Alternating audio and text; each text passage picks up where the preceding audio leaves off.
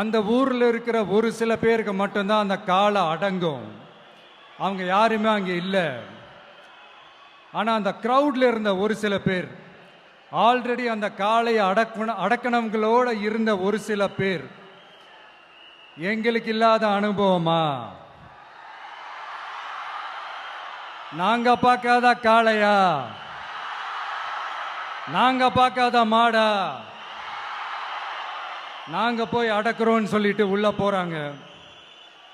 ஒருத்தராலையும் அந்த காளையை தொடக்கூட முடியல. எல்லாரையும் அடிச்சு வீசி தூக்கி போட்டுருச்சு.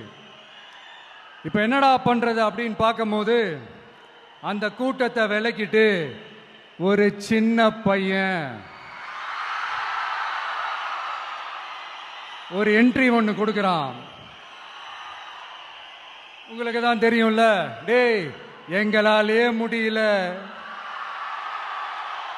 நீ எல்லாம் என்னத்தை போய் கிழிக்க போற?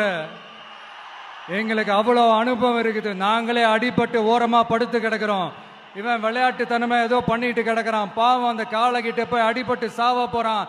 பச்சா பையன், அந்த பையன், இந்த பையன், அண்டர் எஸ்டிமேட் பண்றது, ஏளனமா பேசுறது, இப்படி ஒரு பக்கம்.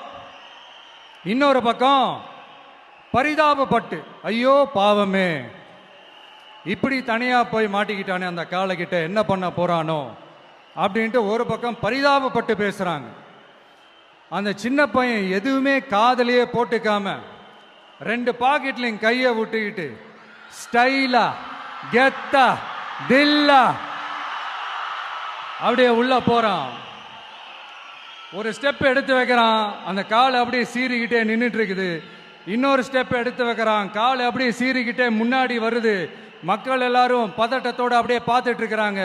இன்னொரு ஸ்டெப் எடுத்து வைக்கிறான், காலை அப்படியே முட்டை வரும்போது பாக்கெட்டுக்குள்ள மறைச்சு வச்சிருந்த ரெண்டு புல்லுக்கட்டு